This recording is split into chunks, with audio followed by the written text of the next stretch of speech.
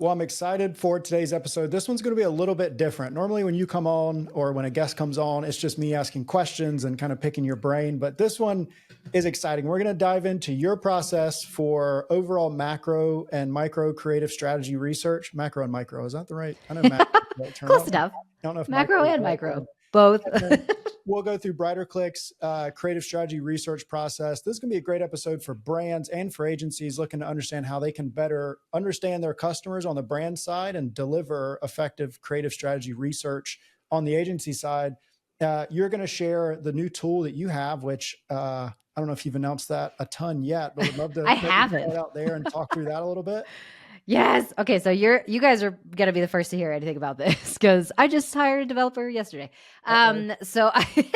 I've been working on a tool, brainstorming and doing a lot of like thought process work on a tool that's going to help brands gather more psychologically focused, emotional focused data, specifically off of their Shopify stores or WooCommerce stores, wherever you're built. This is going to be built into a chatbot that's going to pull psychographic data from the customers that are already landing on your store. So you're not going to have to pay to get it at all. Specifically through ads, you're not going to have to go get surveys done or run anything ridiculous. It's just going to be integrated into your site. And hopefully, if we can make it work, it will live basically just seamlessly in between the elements that are already on your site that people are already clicking on.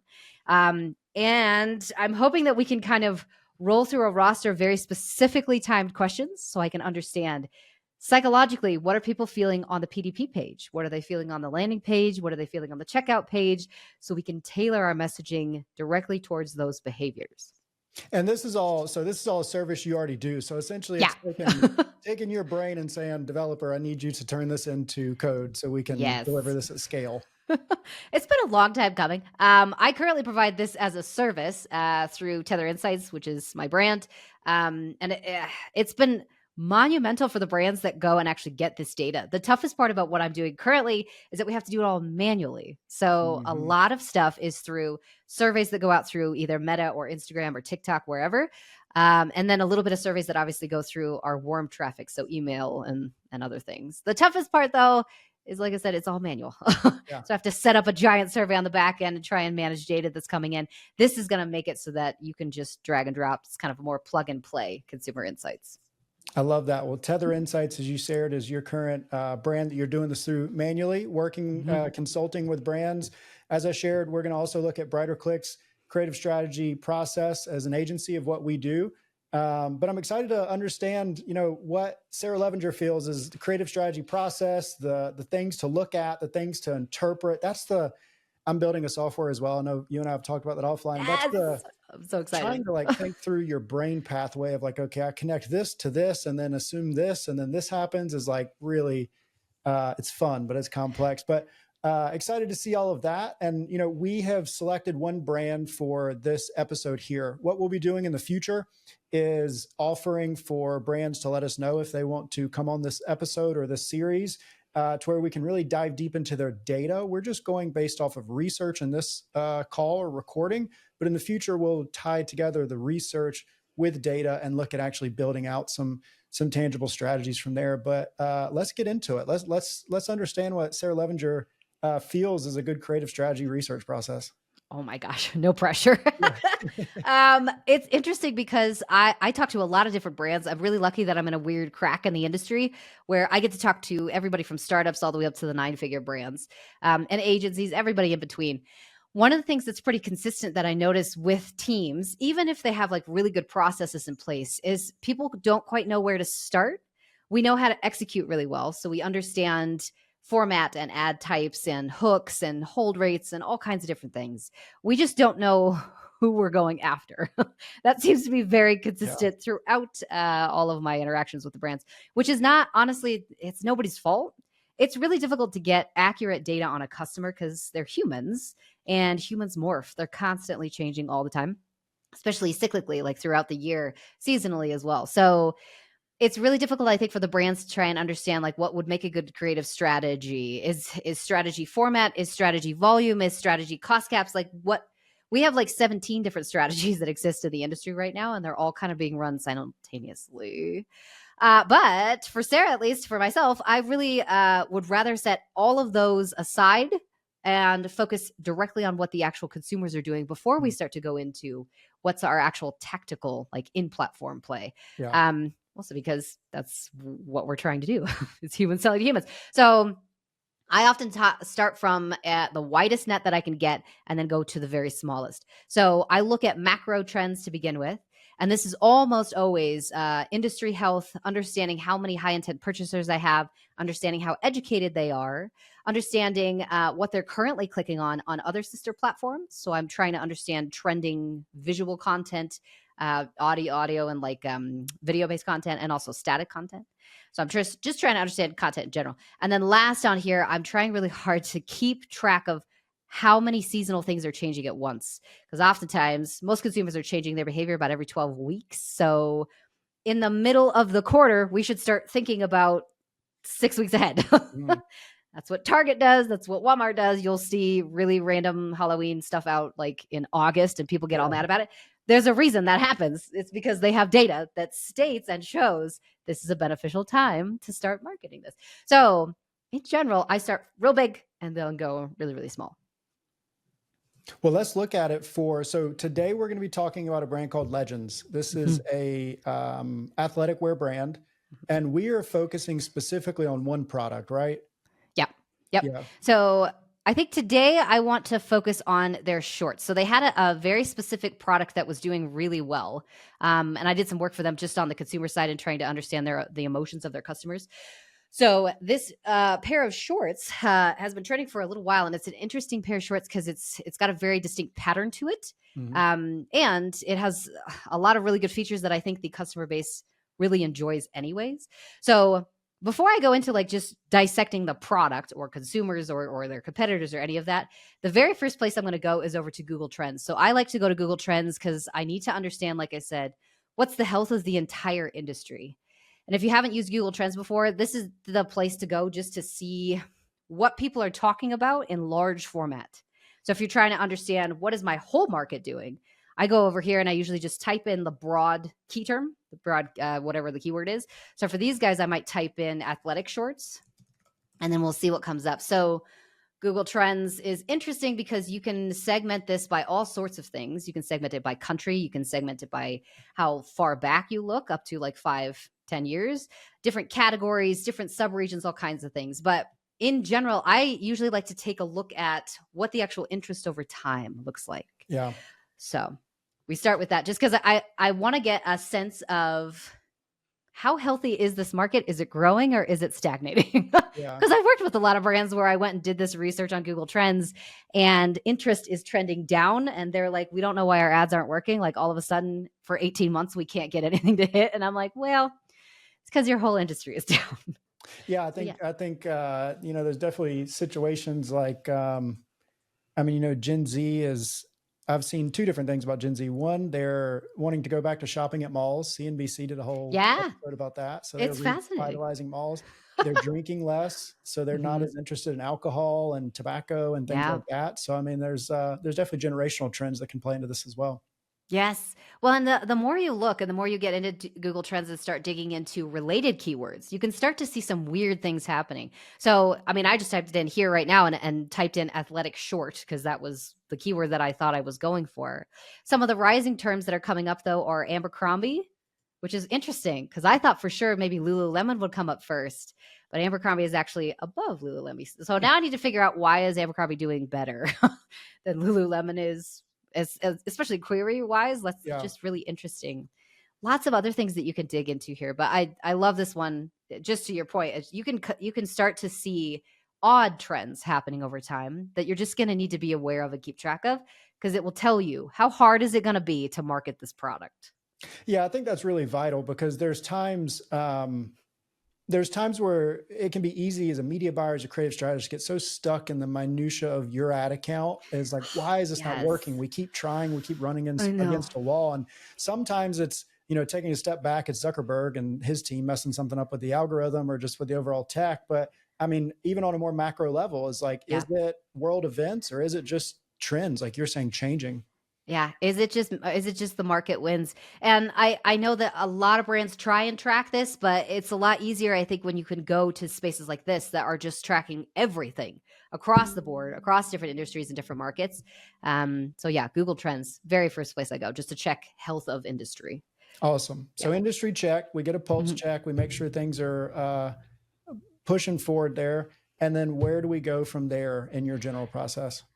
The second place I typically go to is Google Keywords. And this is weird because if you were in SEO, you'll probably have no reason to ever go into this particular tool. But I actually really like Google Keyword Planner because it helps me identify how much, like, Mm, what's the volume that people are actually searching for this particular term.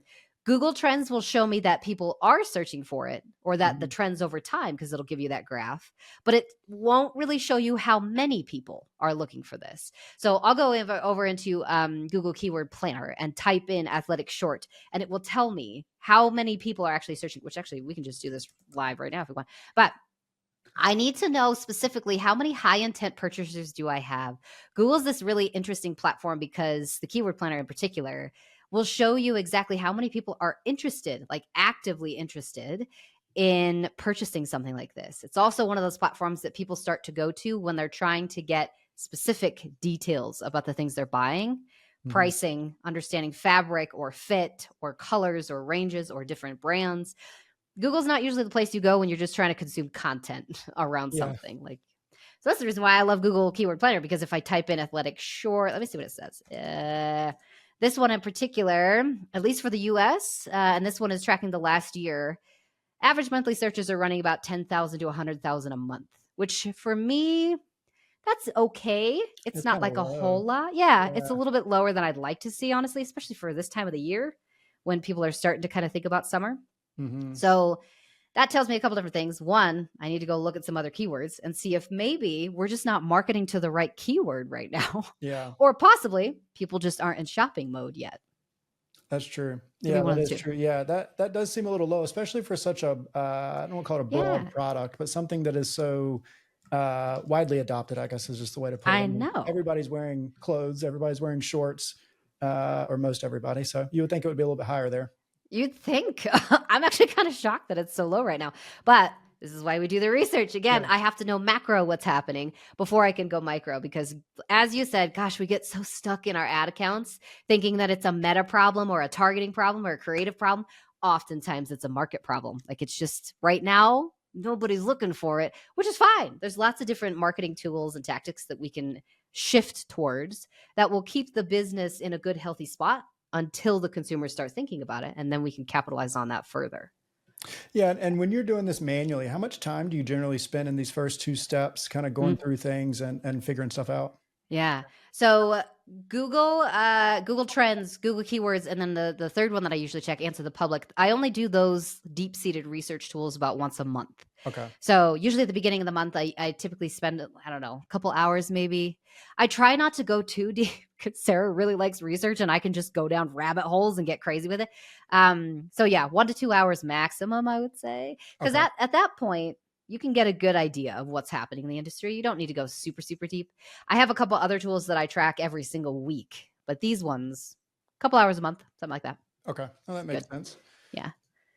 Awesome. And then from there, where are we generally headed? And this is we haven't discussed your process. So once we hit the end point, say, okay, let's go to the research that's already been done on the customer side. Yep, yep. We'll go over a couple more because I have like quite a few that I track, so I'm Yeah. not going to go over all of them. But Answer the Public is probably the third place that I go, and I love this platform. Say what you will about Neil Patel. Some people love him, some people don't like him. Just depends. It's fine. His tool is really nice though. This actually existed before he purchased it. I forgot. Um, Yeah, I forgot him. I know. It's so funny. Good tool though. I come over here because I want to check and see how educated are the customers that I'm selling to. So Gotcha. if we type in athletic shorts in here, let's see what comes up here. We can see, depending on the questions that people are asking, whether or not they're very, very educated customers, like they know everything there is to know about these shorts, or whether they're just getting into it, like they've never worn athletic shorts before, which would Yeah. be interesting. And you can tell this by understanding what type of questions they ask. So if I see something in here that says, how to, is there athletic shorts in a pack? That usually tells me they know enough about this particular product to want a pack of shorts. Hmm. Or if they're asking, what type of stretch should I get on a short? They know enough that there's different types of fabrics in athletic shorts tells me that they're pretty well educated and that we can probably move towards ad types that don't have to educate as much and just move straight towards this is the reason why we are a better option than everybody else in the industry. So answer the public is just to check more education level than anything else. With one of these tools, you would know which one is best. Could you try looking for one of these things? So lined versus unlined athletic shorts, kind of That would looping up our probably, research. that's a good idea. That would probably go through Keyword Planner, lined versus unlined. So let's look at lined. Yeah, that's kind of a critical. I didn't realize this was a thing because, like, I usually when I work out, I wear like yoga pants. Yeah. But for guys who are buying these shorts, this is like a really big deal. I didn't realize this was a thing. So let's see what we got. Lined athletic short. Wow. So keyword research that I'm seeing right now, nothing comes up for lined athletic short, meaning the search volume and keyword is so low Minimal.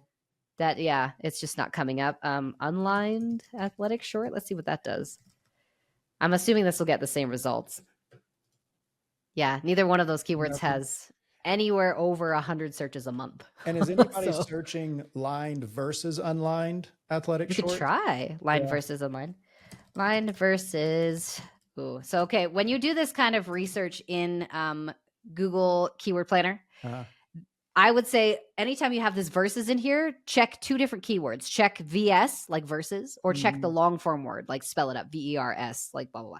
Right? So lined versus unlined athletic short. We're going to do short, and you can also do shorts. Yeah, that one has less than 10 average searches a month as well. So as far as we can tell, at least in Google, these people are not searching for that specific keyword very often. So I popped into I call it SEMrush. Some other people call it SEMrush, but I typed in lined athletic shorts in their keyword magic tool. That didn't have anything, but athletic shorts with liner has a transactional intent of 1,300 searches per month with a keyword difficulty of 20. See, and this is where it's really important that you track your keywords, that you try and see what people are actually saying. Because oftentimes I find that people will start to put very specific keywords that the marketer thinks is going to hit the right consumer in their ads. And just by switching the way they say it, like flipping it upside down or saying a completely different word, you'll all of a sudden get ads to hit because you're saying it the way the consumers say it. So if I type in lined athletic shorts with an S in Google Keyword Planner, this is about 1,000 to 10,000 average monthly searches according to Google. So it's a little higher, but not like excessively so. And complete side note for anybody listening in the D2C space, I used to be like hesitant, or not against it, but hesitant with it. But SEO for e-commerce is so untapped. I was talking with a brand recently in the Foxwell Founders Group for bomber jackets, and bomber jackets, which is such a broad term, has, let's see what it is, 90,000 volume monthly searches with a keyword difficulty score of 39. Oh my God. Yeah. Who's not selling enough bomber jackets? Somebody needs to go search that. Yeah, I Google keyword research. This is 100,000 to 1 million average monthly searches for bomber jackets. Bomber jacket, yeah. Yeah. Top of page bid is 62 cents. Yeah, super low. That's really low for this type of keyword. That's fascinating. Okay, so I need to go into bomber jackets is what you're saying. Should start selling some bomber jackets. Yes, so this is the reason why this research is so critically important, because unless you understand the macro trends, it's very hard to figure out what to do on the micro, which I think we should move to what you guys found, because there's lots of more I can go into. But in general, you guys found some really interesting things when you did your research that I want to dive into as well. Yeah, let's go through that. And I'll actually just kind of share screen, which I have never done in one of these recordings before, but we'll go through. So when we're looking at voice of customer and competitor research, which I love the macro research you're doing, I definitely want to see how we could add that in there. When we have our process, we'll go through and look at competitors. So we generally, for a client, will say like 3 to 4, 4 to 5, depending on their product type. We'll look at the competitor's homepage, about page, and product page to understand the messaging angles that are, portrayed on that page there, or those pages. And then we'll look at their Facebook ads. Same thing. What's their messaging angle? How are they positioning themselves in the market? What motivators are they going after? And then we'll look at their voice of customer research. So we'll take their reviews on their website or Trustpilot or wherever they may be from, look at the motivators and order them in frequency ratio, and then their sentiment analysis that way. Mm-hmm. And then we look at any Reddit threads we can find that are specifically the main question focuses on that brand. Of course, there's other threads where comments mention them, but that would be a lot of data to go through. So we do that for the competitors. And then the brand, if we are actually working with the brand, which we're not here, but we would look at their Google Analytics and their Facebook account to get demographic data and stuff like that. And then we would go through and do general Reddit, so industry related or product relevant Reddit conversations as well. So that's what we did here. We looked at, so Legends competitor research, we looked at Vuori, which also recently had a CNBC episode about it. So website messaging. And do you just go through each of these like slide by slide, or how do you feel? Yeah, or just give us like high level, like yeah. Boop, boop, So 1, 2, 3. With most of the products, with most of the brands, and we were looking specifically at their shorts and went to their product pages, product quality was a key thing for them. Versatility, or just the ability to use the product in multiple life happenings or situations, which it will be interesting to go back to when we look at the voice of customer research, where people were talking about the length at which the liners went past the shorts made them too sporty to not be able to wear outside of just working out, which is an interesting aspect to think about. That's so specific. Like what a specific issue to have on like athletic short. That's fascinating. I didn't realize that. Yeah, and Reddit had quite a bit of upvotes on that comment. Yeah. And one key thing that I think was really important when it comes to pricing is when we go to Lululemon, because we all know Lululemon is not cheap. I mean, it's for a pair of joggers, I think it's like $118 or $120 for a sweatshirt, they're at the higher end, $130. Sure. But there was a lot of interest in the fact that they have a lifetime warranty so that you can take your product back and you can get a return for it. And the overall quality of the product is there. So it doesn't stretch out. It doesn't mess up in the wash and things like that. So while there was hesitation in Reddit comments from a lot of people about price of different brands, Lululemon kind of superseded that because there was that trust and guarantee in their product that way as well. Yeah. Interesting. One additional thing that I think was interesting for most of the websites is they did have a bit of a sustainability aspect, which I think I didn't dig into it a lot. I don't know exactly what any of them are doing when it comes to sustainability and giving back or offsetting their carbon emissions that way. But I know a lot of brands are trying to go in that direction. Yeah. So definitely saw that coming through when they were talking about their products and things like that as well. And once again, this is the customer reviews here. Product quality, important. But value for money and durability was a key thing there. And then, we really went into the overall Reddit research and looking to understand what are people talking about. When we look at Reddit, we want to say, like, what are people asking? What are people recommending to others? What's getting the most upvotes? What are people talking through there? Overall, people were happy with Lululemon. Some people, of course, had negative things to say, but it is Reddit. Reddit's just full of unfiltered opinions that way. That's Reddit for you. But the liner was a big aspect. And one thing that I actually did, and once again, we're looking at this with no ad account data. So a lot of this is a bit of opinion and just, thought without data to back it or to go that way. But a lot of people really cared about understanding the quality of the compression liner. There's a term that I kept seeing get used on multiple different Reddits called chub rub, which was people worried about essentially them rubbing through the liner and it wearing out within 2 or 3 months to where they couldn't use it anymore. Right. Not sure that's a term you could use in your ads. Maybe don't use that, but it's something that was a big problem or a big issue for a lot of people that way. We saw it in multiple conversations that way. Yeah.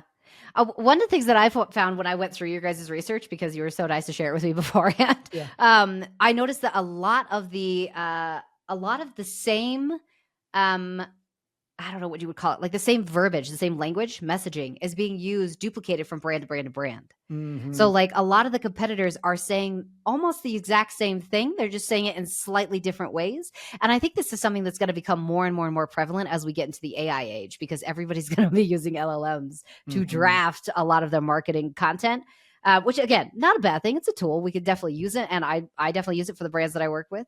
The one interesting key here, though, is when you're doing competitor research in particular, if you find that everybody's starting to say the same thing and you want to stand out in the space, specifically with consumers who struggle a little bit with this issue of it's pricey, I want higher quality, I don't like the liner. Like if you struggle with that and you see the competitors are messaging all this direction, best thing you can do is just do a 180 and just start talking at a completely different, not necessarily completely different problem, but say things in a very different way, right? So I'm trying to think of a good D2C example of this. I don't know. Okay, so Breeze right now. It's probably one of the best examples of this, which is so funny. Like shout out to Nick Shackelford because I really like his brand. But Breeze is interesting because out of all the different like beverages that you could have, this one is different by product design, mostly because it's got a whole bunch of like brain enhancing things and yada yada. But at the same time, this particular product doesn't say things in the same way that say like Lipton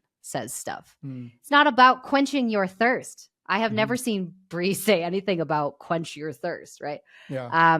7-Up says it, Coke says it, like Lipton says it, Simple Lemonade says it. All of them say the same thing, like thirst, thirst, thirst, thirst.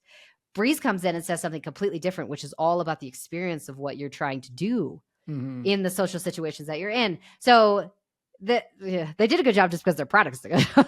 But their marketing also just took a 180. So this is why this competitor research is incredibly beneficial when it comes to creative strategy, because you can identify things very quickly. That's like, oh, dang, if everyone is saying eco-friendly, high quality, good price, maybe we shouldn't say that. Well, let's talk about what we were noticing in the ads, in the things that people were running, and maybe we could just kind of start talking through potential angles that that Legends could go through that way. Yeah. So Vuori with their core shorts was really focusing about versatility. So one of the key things we saw in copy was it's all about anywhere, everywhere, versatility with design, details, built to move. And then product features, so available in multiple inseam links. So those are, of course, things that people are going to want to answer as they're going. Some of that could be answered on the product page, like, multiple inseam links, but that was a key thing that they were focusing on there. When it comes to Lululemon, they were really focusing, actually, they weren't running any ads. I just see that now. They weren't running any ads for their shorts right now. Legends. That's interesting. No ads for their shorts, and we're coming up on summer? Yeah, no ads for their shorts right now. Whoa, that's an interesting play. All right. And then Novelty, so Legends, we're looking at their ads. They had 7 ads running for their Luca shorts right now, 4 with unique copy, 4 with unique static images, and 1 unique video. So Novelty, there's a reason that these are top sellers. You won't find a print like these anywhere else. FOMO, so backed by popular demand, our best-selling black splatter print is back in stock. And Comfort, level up your comfort from the gym to the couch and everywhere in between. Interesting. So they're going specifically after pattern, like print and pattern. Yes. Which is different than the versatility of the product. So that technically speaking, everyone is going after features. It sounds like the majority of the industry, at least, is going after features.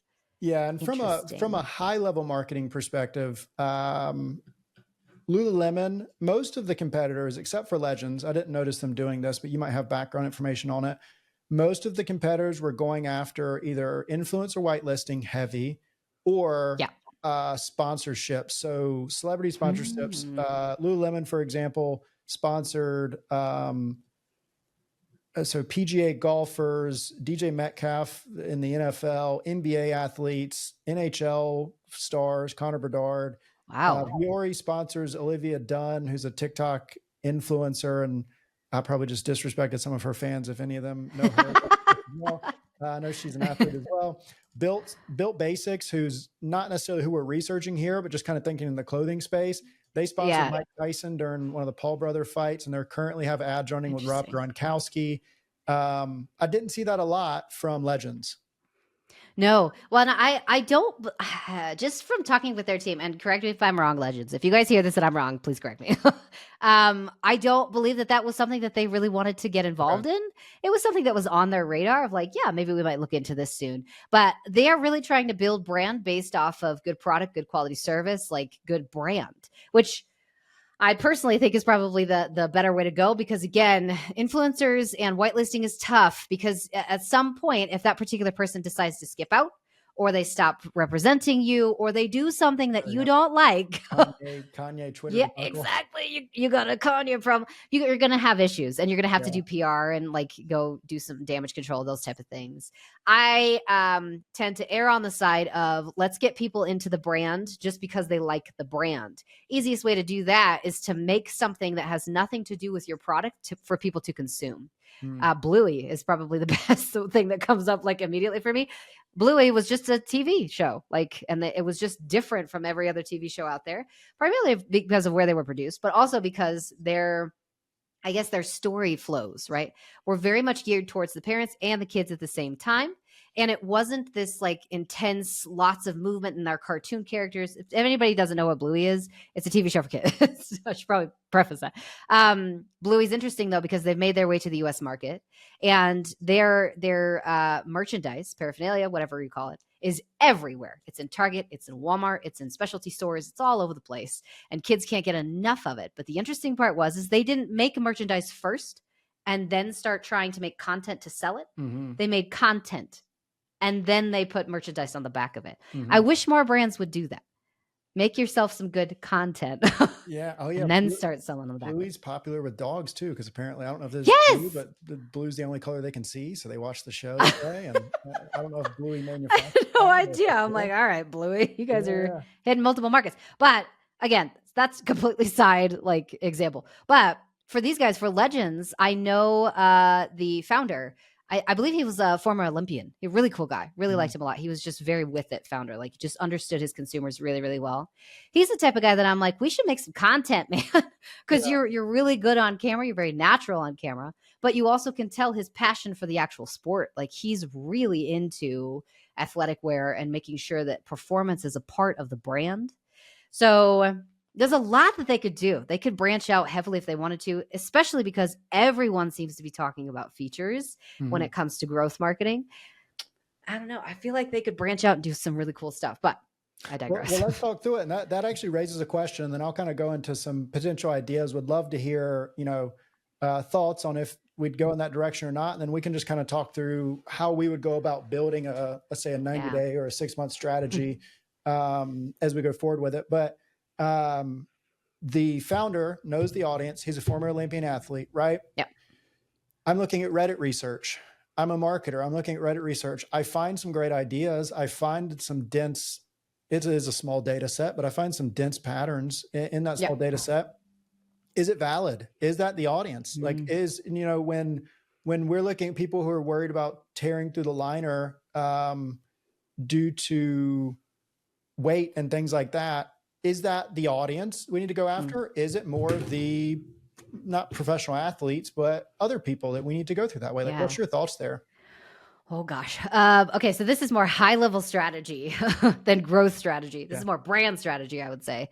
And this is something that I constantly try and get the growth marketers to understand, especially if you are a media buyer, creative strategist, whoever you are currently sitting in the seat of driving revenue through ads. Try really hard not to make it your job to also drive brand growth, because they're two totally different strategies. And I see a lot of marketers try and do them both at the same time. And I put this back on the founders or anybody that's sitting at the top, CEO, CMO, whoever you are. Somebody has to give us a vision.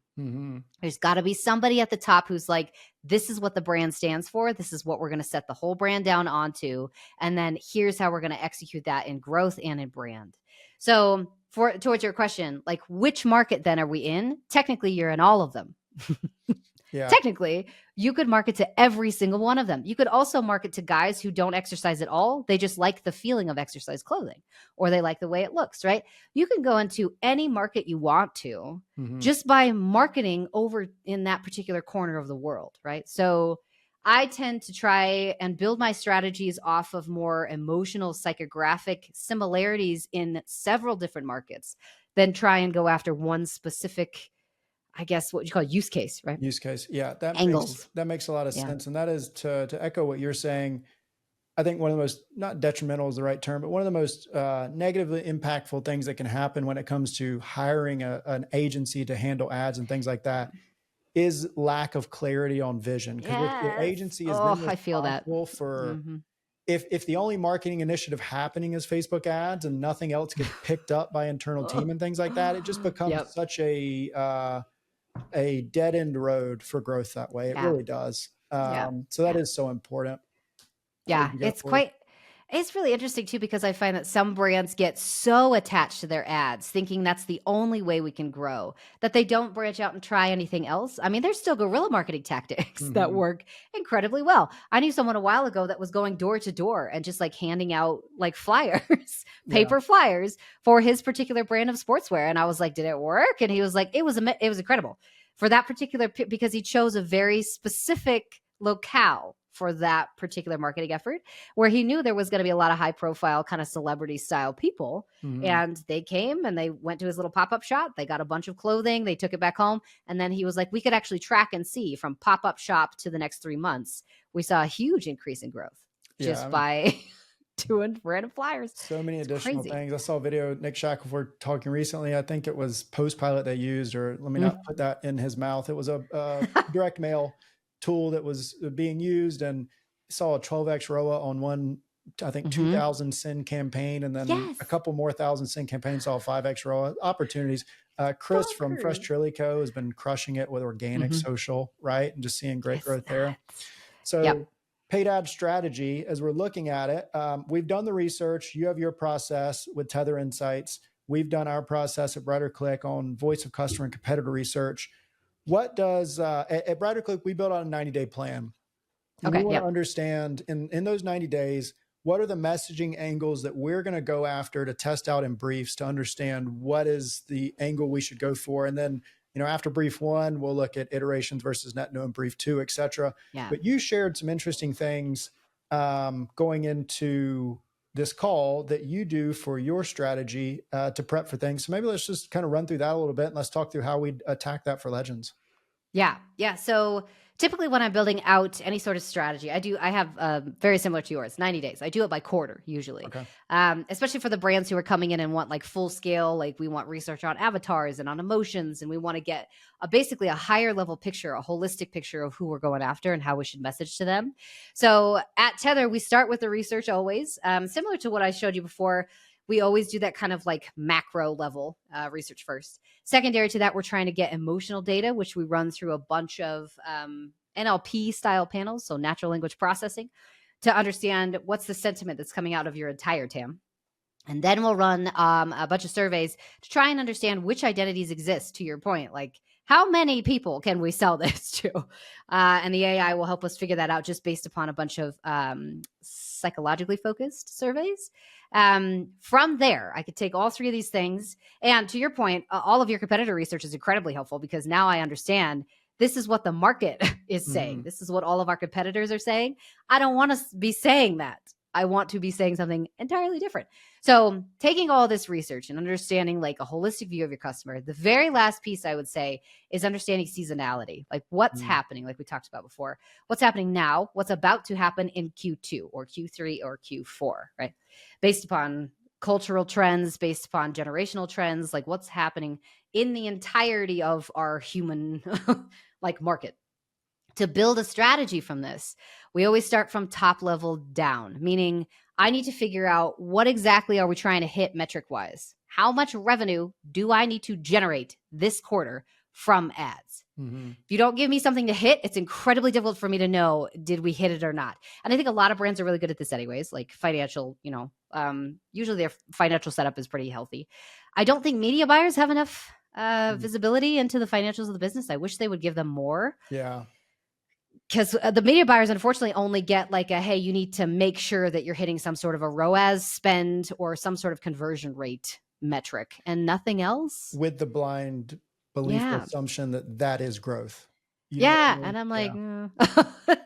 that's not always the case. We could Yeah. hit those metrics spot on for months at a time and still not see growth, Yeah. depending on COGS and depending on our suppliers, depending on all like our, supply chain, like depending on all kinds of different things, we may not grow as a business. So I wish that the people who are driving the revenue growth would be able to see a little bit of what the actual like goal is, overall goal. But I digress. That's off into the weeds. So strategy wise though, we'll start at the top. What do I need to hit? for this particular quarter. Then we'll go through and I'll draft holidays in particular. I love to draft out holidays first because I know that the consumers are going to be sensitive to those particular time periods of the year anyways. So I'm not just looking at global holidays like 4th of July, Valentine's Day, Mother's Day. Those will be included in the calendar. But I will often go to chat in particular and say, draft me up a schedule, a plan for the next 90 days, whatever it is. That shows me some obscure holidays that this particular customer type would be interested in. So, for instance, I had a brand that was doing, I don't know what you call them, like spiritual motifs, right? So they had a lot of like butterflies and moons and like really cool different pieces on their shirts. And so some of the holidays that we drafted for them for the 90-day plan that we were working on was like National Forest Day. Oh. Because we knew that that would be very, very sensitive to their particular customer type. What was the other one? Like National Independent, I don't know what you'd call it, like independence kind of a day, but it was more like internal independence and not like national independence. It was just like self-love day kind of a thing. There were a couple of those that were coming up in the next quarter. And I was like, this is fantastic. We can also start drafting our offers off of this. And then we can also match what we're doing in our ads to what we're doing in our email and start segmenting out by avatar next. And that's important because if you have a set number of deliverables that you do, so like as an agency, we work off a point system.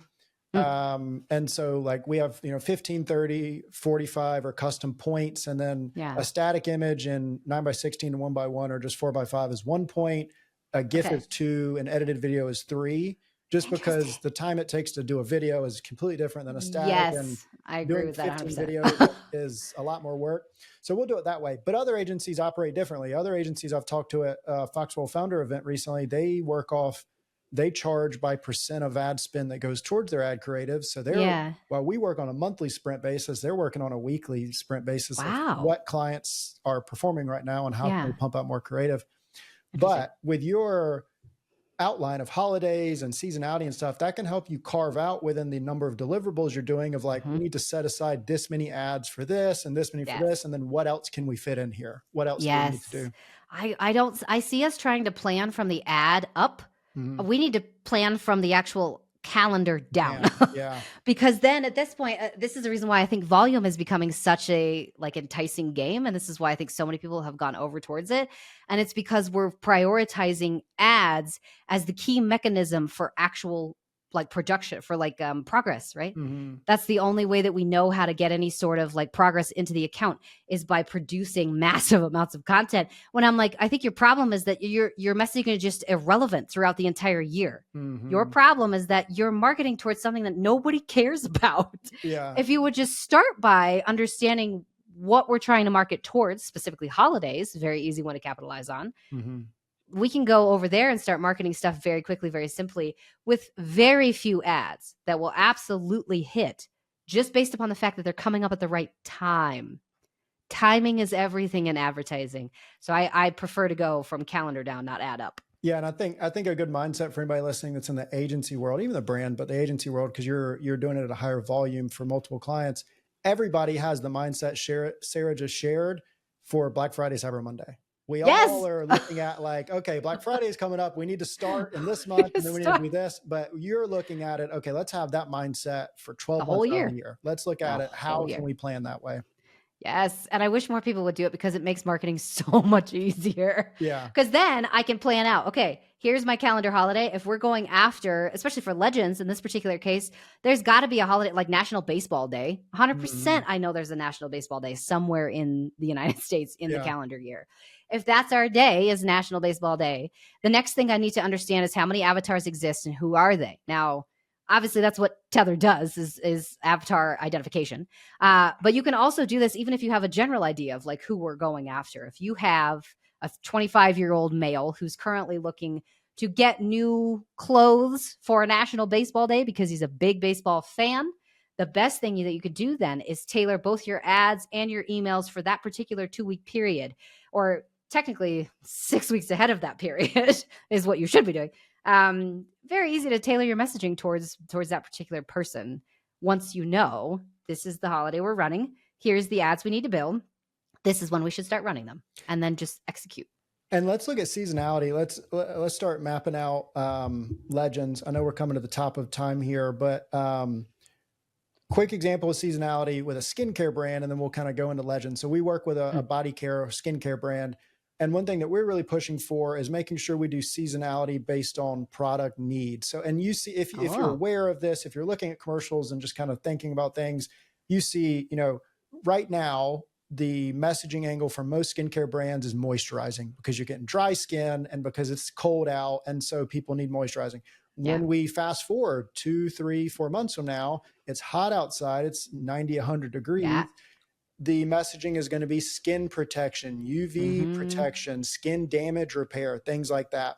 So with this brand, we're really trying to push towards relevant messaging to Yes. align product with problem or need and help people address it in that time period, which can also help Yep. increase lifetime value and just overall purchases because there's new needs for a new product or new Mm-hmm. needs for the same product that way. 100%. Yes, I Do you agree with this 100%. feel that that can be applied to this type of brand? And Yeah. how would we go about seasonality? And I have an idea, but I'd love for you to shoot it down. But Yeah. Okay, let's hear your idea first, and then I can share with you what I would usually do. yeah, one thing that I noticed, and this might be too, thick of a lens looking at, one thing I noticed with all of the brands, not just Legends, all of the Mm. brands were running ads for shorts, had people outside in sunny, hot weather. I live in North Yeah. Carolina. It's Mhm. cold. Yep. California and Florida, sure, they're warm right now, but 48 other great states are cold right now. Yeah. What if just taking time to do a photo shoot or something indoors in a gym and adapting your shorts product to be inside during this Yep. time period so that Yeah. it can be more relevant for people that way? Yes. I would do this across the brand as well. I would Okay. do it on every landing page, every PDP. It sounds like a lot of work, but that's our job. Yeah. Our Yeah. job is to work, right? So, 100%. I think it's your entire brand should change by the season. You notice that Coca-Cola does this. They bring out that polar bear only during the Mhm. winter. He's not Mhm. around in the summer. And when he is, it's usually like a random one-off couple of commercials where like the polar bear's on a beach just because now it's summer. And like he's Mhm. still a part of the brand, but we're taking him to a different location because it's a different time of the year. Yeah, the bigger brands have understood this for years and years and years. The D2C brands have yet to understand, like, we can't just keep everything the same. No, no, you Mhm. got to change it. You got Still to need the update it. Yep. product, but have a different use case, have a Yeah. different reason, those types of things. So I Yeah. think to me, Lululemon, I can't remember, one of them wasn't. I think I said that Lululemon wasn't, but Vuori, the other brands, they were running Yeah. ads. They're just all outdoors. So I think that could be a I quick can't win believe it. opportunity That's uh, crazy. in the And such a future. simple thing, a Yeah. very simple thing to change. Yes. Yeah. Yeah. So, seasonality wise, obviously, you're going to see like their pants being purchased more in the winter For than the sure. shorts will. That's just going to happen. For sure. But like I said, you can preemptively start what's the word? You could preemptively start shifting people towards the summer focused mentality a couple weeks ahead of time, very, Mhm. very simply because none of the other brands are going to be doing that. Everybody else is going to be trying to continue this like feature focused, offer focused marketing that we've been doing for the longest time. So it benefits Legends in particular to notice these things about their customer base, right? Mhm. Where it's like, this is cool, and like I can't wait for summer, and eventually I'll get there. But what you're basically doing is you're like helping people be more resistant Mhm. because they see summer ads and they'll think, okay, I'll I'll do mentally that note that then. for summer. You're making them wait Yeah. for like 6 more weeks, 12 more weeks. You're making people basically like opt out Mhm. just by referencing your product in a poor light. Yeah. Yeah, It's kind of like the add to I would cart agree. phase of pre-Black Friday deals where people just Yes. start kind of extending and Yeah. waiting. It's just a wait for later button. Yes. So to summarize like the whole strategy though, we would start from that top for Legends, talk about like the macro stuff, what's happening in the actual macro environment, understanding the trade winds basically. Then we'd come back to understanding the calendar. What do we want to run next? What obscure holidays in particular are we going to start to run sales to? Because having a reason for your sale drastically increases conversions. They've done a lot of studies on this as well. After that, then I would segment that holiday down to the actual avatar segments that we're trying to capitalize on, whether you have 6 or 27, doesn't matter. Every single silo has to have its own particular marketing funnel that people are going to go through, even though I don't really love the funnel, but marketing funnel is the easiest way to put it. And then from there, then I can start doing a creative strategy around what ads are we going to run, what types do we need to produce, who do we need to get on board creatively, like then you could start doing tactical stuff, but not until those top three things are done. No, that's perfect. That's perfect. And looking at holidays and stuff like that, I think there's definitely a few coming up. I was looking at the USA calendar, or holiday calendar, not a ton in this next like 1 to 2 months, but then we start hitting like Father's Day and more summer events and stuff like that as well. Lots of stuff. I would also say you could just do obscure holidays like National Donut Day. That's especially true. if you have pants that have a donut pattern on them, even better. Like especially because pattern seems to be something that they have noticed their customer base really enjoys and likes. If you have a zebra pattern, do a national like wildlife day. It doesn't have to be literally anything at all. It could be the most dumbest connection. I mean, they have one in here that's really cool. It's like a warped checkered pattern. There's a National 80s Day. In the US space. So I'm like, you don't have to, it does not have to be as like super tailored to your specific brand and your topic in particular. It could be literally anything at all. And the consumers will still enjoy it because it displays effort on the part of the brand, that the brand put in some effort to try and connect something they have to something I'm interested in. And let me ask you one more question. I always say that, and there's probably 10 more, but one more question before we segue into what our future episodes will look like for this series. Existing customers, Built Basics. I brought them up earlier. I'm wearing one of their shirts right now. 80% of my closet is their stuff, and I get hit with their ads all the time for new product releases and stuff like that. I know that they're smart enough to know that I've already made 30 purchases plus. I also know that the algorithm bleeds into existing customers when it shouldn't. Do you add in for a product or for a company like this that is doing new product drops and stuff? Do you add in creative strategy and level of funnel, et cetera, for existing customers, or what does that generally look like from your perspective? Existing customers is an entirely different strategy for me, mostly because, oddly enough, we treat existing customers as if they're always going to be there. Always. And I hate that about D2C, because as somebody that also has brands that I just purchase a lot from, I rarely see any sort of communication from them unless they want my money. Something from you. Yeah. Which drives me crazy because I'm like, I'm a high value customer. Like, you should be treating me better than everybody else. Why are we prioritizing acquisition over retention? I don't know. Now, that's not to say that there aren't some like really good retention strategies out there. One of the things that I noticed from the brand, though, most brands at least, is that the only thing we know how to do is send emails with discounts or free product or sweepstakes, or like, we don't really know how to send anything else to these customers. We just know that to keep them here, we just got to keep offering product. I would rather the brands spend a little bit more time building out community. And again, that's brand marketing, not growth marketing.